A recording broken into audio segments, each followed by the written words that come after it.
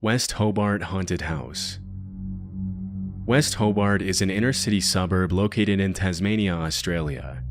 Over the years, dozens of allegations of supposed hauntings, ghost apparitions, and other paranormal activity have been made by tourists and residents of West Hobart. And it's honestly not too hard to see why, as West Hobart is a pretty old town with a generally creepy vibe.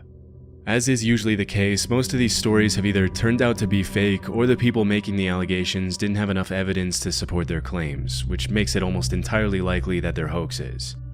But as it turns out, at least one of these stories actually has some amount of truth to it.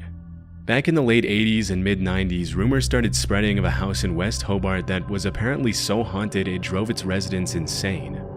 At first, the rumors created a huge buzz all over town, with the locals doing everything possible to stay far away from the alleged haunted house. It wasn't until months later that the authorities got involved and finally got a clear picture of the situation. While it was true that the house's residents appeared to be going insane, it didn't have anything to do with paranormal activity, but with the fact that a datura vine had been growing through the trees directly above the home and dropping leaves into the family's rainwater tank.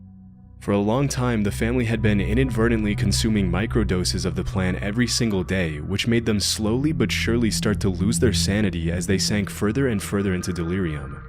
In case you've never heard of it, datura is a species of plant within the nightshade family, also known as Jimson weed, the devil's weed, or devil's trumpet, and you'll see why in a second.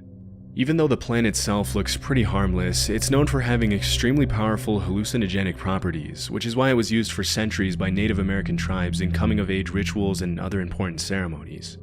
The Aztecs also used datura as a painkiller in certain rituals, namely in ritual sacrifices, and it's also commonly used as an ingredient in the ritual of zombification in the Haitian voodoo religion, where it's referred to as the devil's cucumber. As you can probably tell by now, datura isn't your typical recreative hallucinogen, and there's a reason why it's really only ever used in hardcore spiritual rituals and ceremonies, and sometimes by naive people who have no idea what they're getting themselves into. In low to medium doses, datura causes extremely distressing, delirious experiences, and in higher doses it can lead to paralysis and even death.